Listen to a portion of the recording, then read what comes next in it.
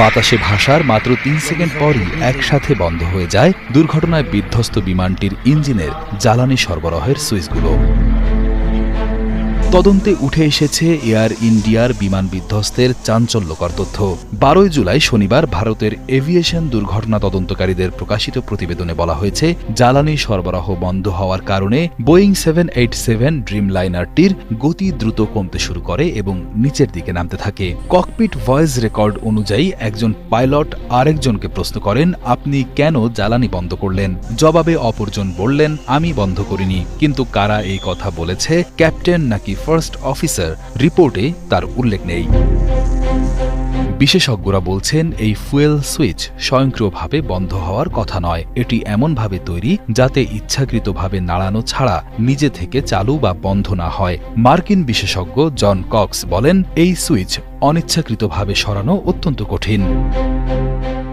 Cut off অবস্থানে switch চলে গেলে ইঞ্জিন প্রায় সঙ্গে সঙ্গে বন্ধ হয়ে যায়। সাধারণত একটি বিমান গন্তব্যের বিমানবন্দরের ফটকের সামনে থামলে এটি ব্যবহার করা হয়, অথবা ইঞ্জিনে আগুন লাগার মতো বিশেষ পরিস্থিতি দেখা দিলে। তবে ওই ফ্লাইটে এমন কোনো জরুরি পরিস্থিতির সৃষ্টি হয়েছিল কিনা প্রতিবেদনে তা উল্লেখ করা হয়নি। ২ ইঞ্জিনের জ্বালানি কাট অফ সুইচ ইচ্ছাকৃতভাবে বন্ধ হওয়ার ঘটনা অত্যন্ত বিরল।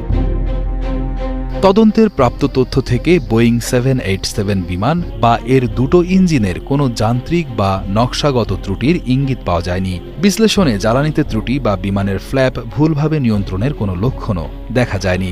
এ দুটি বিষয় প্রায়শই দুর্ঘটনার সম্ভাব্য কারণ হিসেবে বিবেচিত হয়। দুর্ঘটনাগ্রস্ত ফ্লাইট AI-171-এ ২৪২ জন যাত্রী ও ক্রু ছিলেন, যাদের মধ্যে ১৬৯ জন ভারতীয়, ৫৩ জন ব্রিটিশ, ৭ জন পর্তুগিজ এবং ১ জন কানাডিয়ান নাগরিক। এছাড়াও মাটিতে থাকা বেশ কয়েকজন লোক নিহত হয়েছেন, যাদের অধিকাংশই ছিলেন মেডিকেল কলেজের হোস্টেলের বাসিন্দা। সব মিলিয়ে প্রাণহানির সংখ্যা দাঁড়ায় ২৬০ জনে। এয়ার ইন্ডিয়া জানিয়েছে, তারা তদন্তে পূর্ণ সহযোগিতা করছে এবং